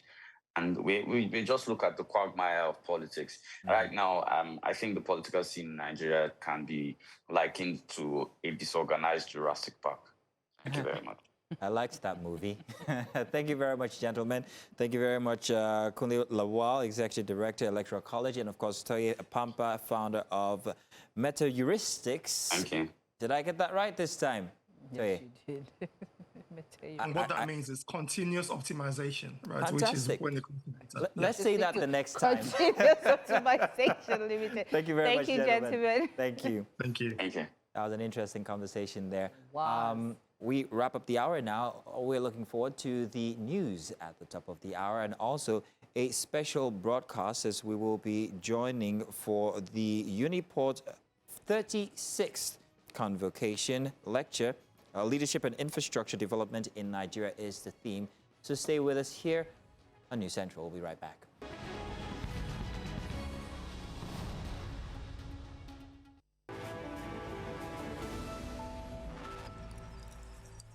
Welcome back. I am Queen Celestine, and this is the news This is the news. We'll begin with security matters. The Nigerian military says armed insurgents attacked a forward operating base in Madaragru, Borno State at about 3 a.m. on Friday. Operation Hadinkai reports that troops repelled the assault after the attackers attempted to breach the facility during heavy rainfall. The command confirms that 5 personnel lost their lives during the engagement. 3 members of the civilian joint task force also died, while others sustained injuries. Military authorities say air assets evacuated the wounded for treatment and that those affected are receiving medical care. The operation also reports damage to some equipment during the exchange. Security forces say they remain in control of the location and have launched follow-up operations in the surrounding area. The military adds that additional manpower and resources have been deployed to sustain pressure across the Northeast Theater. And Oyo State Governor Seyi Makinde has signed Executive Order number 002 of 2026 as part of efforts to strengthen security across the state. He has also enforced vehicle registration and restricted vehicular and tricycle movement across the state, while noting that unregistered vehicles, motorcycles and tricycles have increasingly been used in criminal activities, making it difficult for security agencies to identify and track offenders. The order comes amid growing security concerns following the abduction of teachers and pupils in Warri local government area. And the 2027 presidential candidate of the Nigerian Democratic Congress, Peter Obi, has criticized President Bola Tinubu over the approval of about 1,000 forest guards for Oyo State, describing the move as a reactive response to the country's security challenges. Obi says the decision reflects inadequate planning in addressing insecurity. He questioned whether similar recruitment approvals would be extended to other states facing security threats. He also raised concerns about the implications for existing regional security initiatives. Obi argued that insecurity across the country requires a coordinated national strategy rather than isolated interventions. He linked the security situation to broader governance and economic challenges. And the Federal Capital Territory Police Command has intensified enforcement against tinted vehicles, covered number plates and unregistered vehicles in Abuja, citing their frequent use in criminal activities, including one-chance robberies and kidnappings.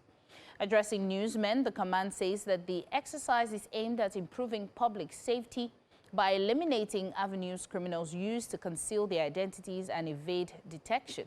The Commissioner of Police, Ahmed Sanusi, also revealed that operatives recently failed an attempted kidnap during a security operation that resulted in a gun battle with suspects, reaffirming the command's commitment to proactive crime prevention. Many criminal elements deliberately use such vehicles to conceal their identities, evade detection, and frustrate law enforcement efforts. This poses a serious threat to public safety. Consequently, the FCT Police Command has commenced a comprehensive enforcement operation targeting vehicles operating in violation of these regulations. This exercise is not intended in any way to inconvenience law-abiding citizens, but it is to deny criminals the cover they exploit to operate crimes against innocent citizens and the FCT residents at large. We were even asleep when we had it. It was a gunshot because I took drugs. I wasn't too strong. When he had the gunshot, he stood up quickly, and it was him getting up that even woke me up. I think they were trying to penetrate and enter the compound through the back before the officers came, and they were exchanging of gunshots. The only thing is that we just thank God for the policemen that came to our rescue, and then they helped us out and brought us out of that area. Now, the federal government has begun arrangements to repatriate more than 1,000 Nigerians from South Africa amid a rising anti-immigrant sentiment and renewed xenophobic tensions. The Ministry of Foreign Affairs says screening for voluntary return programs started on Thursday. Foreign Ministry spokesperson Kimi Ebienfa says authorities expect over 1,000 Nigerians to participate, although the final figure is yet to be confirmed. Nigeria's High Commission in Pretoria says it secured waivers for citizens with immigration-related offenses to leave without detention. The move follows a similar exercise by Ghana, which recently repatriated hundreds of its nationals. Concerns have grown over protests targeting foreign nationals in parts of South Africa. South African authorities say they are enforcing immigration laws while urging citizens to avoid vigilantism. And outside our shores, Palestinians in the southern occupied West Bank stage have marched on the streets, accusing Israeli settlers of taking over their land, resulting into confrontations with Israeli soldiers. The unrest comes amid escalating violence across the West Bank since the Gaza war began, following Hamas' October 2023 attack on Israel. Local resident Jamil Temezi said clashes with settlers have occurred daily for months, adding that residents mobilized in large numbers to defend their land. احنا ان مش من اليوم لنا حوالي 4-5 اشهر يوم صدام مع هذول المستوطنين وبنناشد اهالي البلد واليوم لبوا النداء فوق العاده يعني اجوا الناس مشكورين وكل واحد بيجي هنا بلبي بيجي عن نفسه وهذا رباط واحنا اجداد مرابطين ونحن مرابطين ان شاء الله على اثرهم. تصنيفها سي مساحه تتجاوز ال100 دنم بحاولوا الاستيلاء عليها لانه هي منطقه خصبه، منطقه زي ما انت شايف سهل، تربتها ممتازه جدا. ضربوني هجموا علي دين وقعدت اسوي عن حالي وبس هم اغلبيه يعني 5. That will be all for the news at the hour. Let's go on a short break. When we return, Breakfast Extra continues. To stay with us.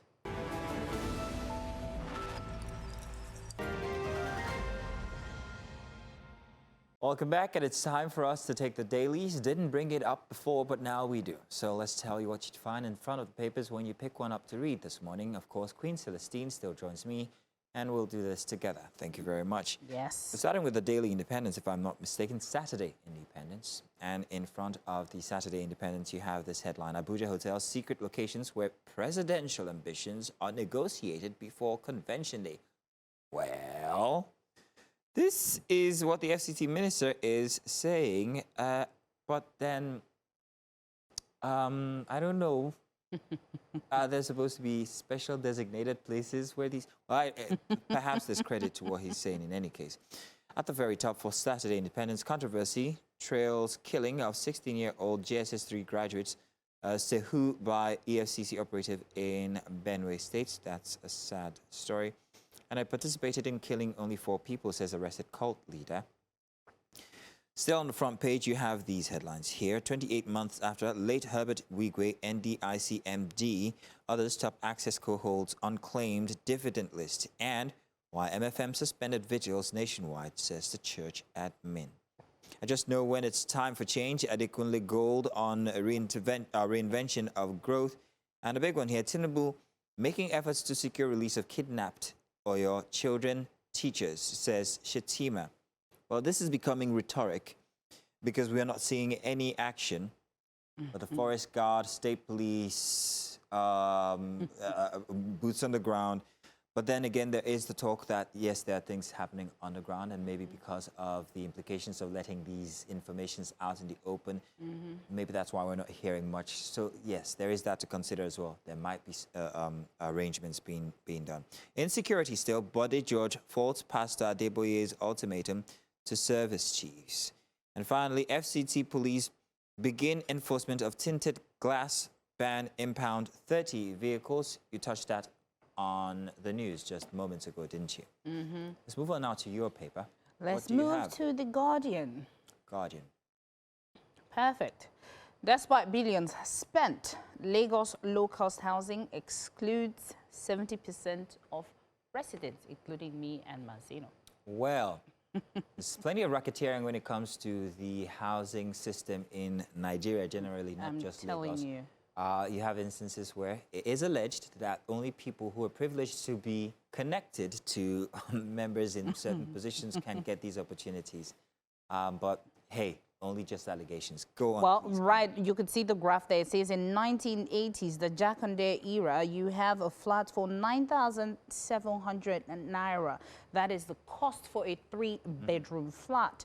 And 77.6 months of labor, equivalent to roughly 6 years of the 125,000 naira minimum wage. Right now, a 3-bedroom in Jakande is not 10,000 naira, I tell you. I think my father got his for about 10,000 naira. It's a 3-bedroom duplex. Can we meet your dad? Well, unfortunately, he's passed. May his soul rest in peace. Well, I wish we inherited that rent, but that is not the rent it's right still now. Mine. It's still yours. That's good. And of course, there's been a decline in affordability, 84%. And in 2025 reality, 10 million naira flat price. Current cost for a 3-bedroom, I don't think that's the price. It's about 20-something, but anyway. Are you in the market for one? Yes, it's about 20-something now for a 3-bedroom from Lekki, Jakande, and the rest. It's crazy.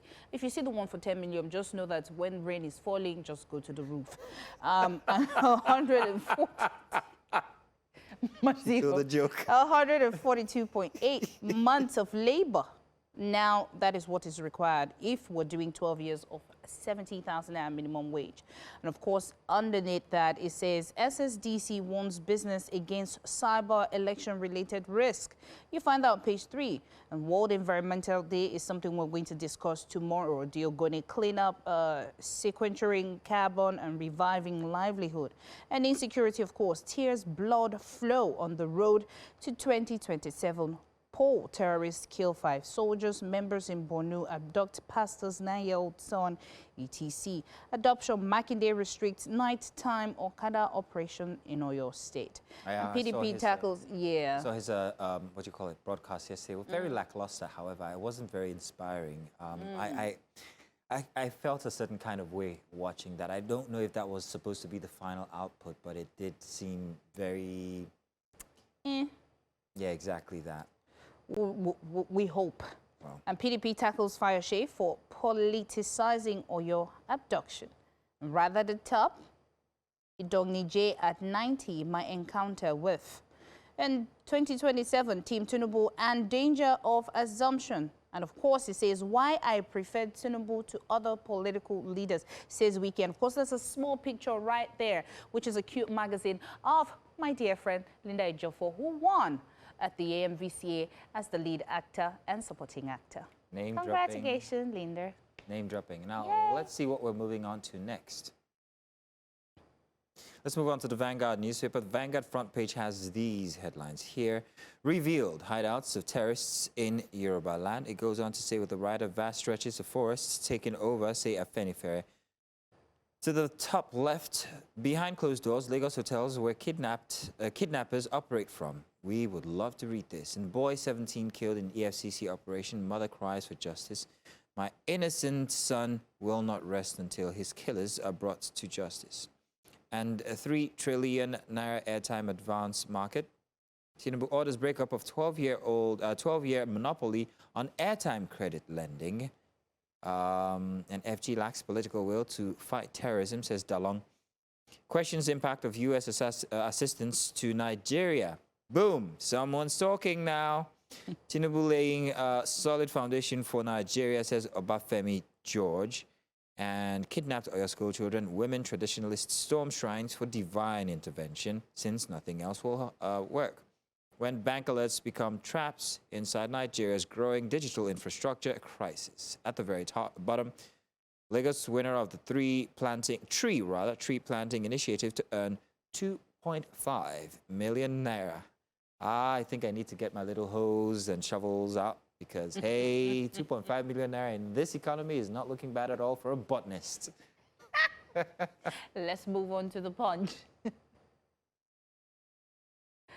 All right. Oyo abduction again. Muslims reject terrorist demand for Sharia law. You don't represent us, group tells adopters. Schools short in 33 local governments. How federal government can deal with insurgent demands, says analysts. I feel like they get, responses and ideas every now and then. An EFCC accused my son of fraud, killed him while on bail, says a grieving mother. And Right Benita says, fighting for dignity, daily struggles for physically challenged entrepreneurs. And Senate to fast-track state police amid terror attacks. And justice can't restore my legs. I lost 2 terrorists. Or attack survivor. And Boko Haram overruns Borno military base and beheads soldiers, vigilantes. That is sad. And of course, at the top, 2027, parties rule out poll postponement over rising insecurity. So let me say that again, 2027, parties rule out poll postponement over rising insecurity. And by the side, Ojude Oba 2026, inside the colorful festival captivating, celebrities and socialites. Interesting. Right. Tongue twister. Yes, some of them. Moving on now to our next daily. The Daily Tribune, or is it the Weekend? Tribune's got this headline for the Saturday Tribune. Makinde cracks down on insecurity, bans night Okada operations in Oyo. Security agencies to impound unregistered vehicles and motorcycles. Police dismiss false reports on Orire abduction investigation. At the top, I will be great. Orire teaches last lesson on the blackboard. It's very interesting. Very interesting. There's more on the front page for the Tribune. If you go down, Atiku blasts Tinubu First Lady over political gatherings while abducted pupils, teachers remain in captivity. Many would say that seems a bit insensitive. And I don't know what your take is on that one. While these kids are still in the forest, we're still campaigning and electioneering. I want to agree with you. You want to agree? Well, not me. That's by Atiku. And Peter Obi laments rising school abductions, asking youth to reclaim Nigeria. Ooh, easy now. I participated in killing only 4 people, arrested cult leader says. In judge's absence, stalls judgment in suit seeking deregistration of ADC, Accord Party, and others. That's all for the Saturday Tribune front page. When you pick that up, those are the stories you'll be finding. Wow. Let's move on to this day. Right.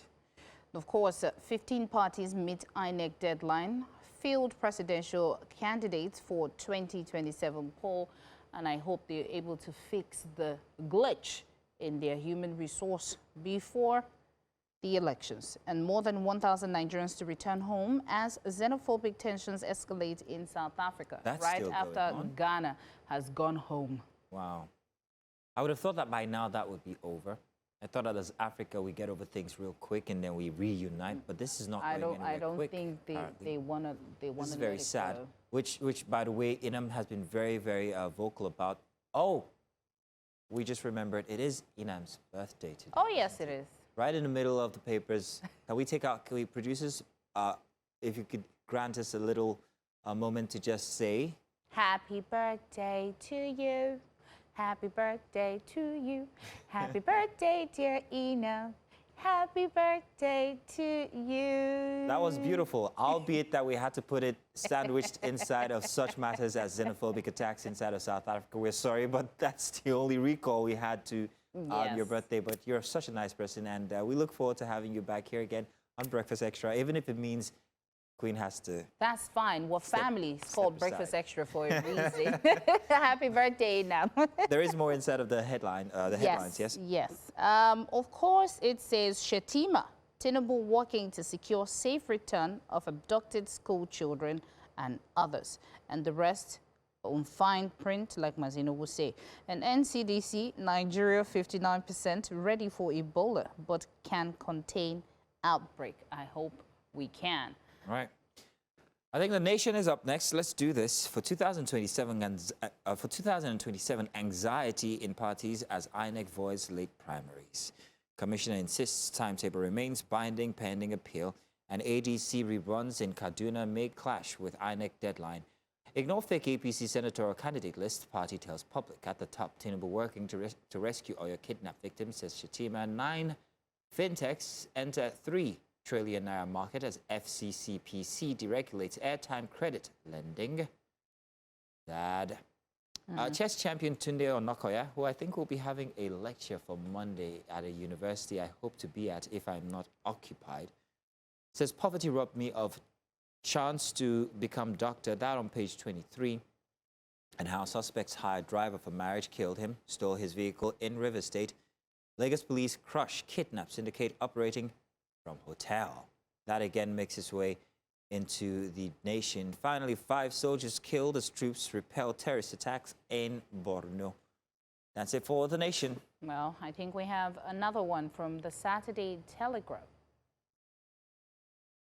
Of course, it says presidency's push to have sitting senators return puts APC in dilemma.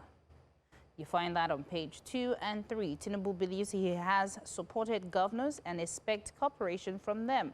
Attempts to alter results may provoke fresh legal challenges and resistance from government. And party disowns senatorial candidate list, describing it as fake. A lot is happening in this election process. Different stories and conversations just flying out from different areas. And Nigeria can't afford further delay on state police, says Shage and Ishola.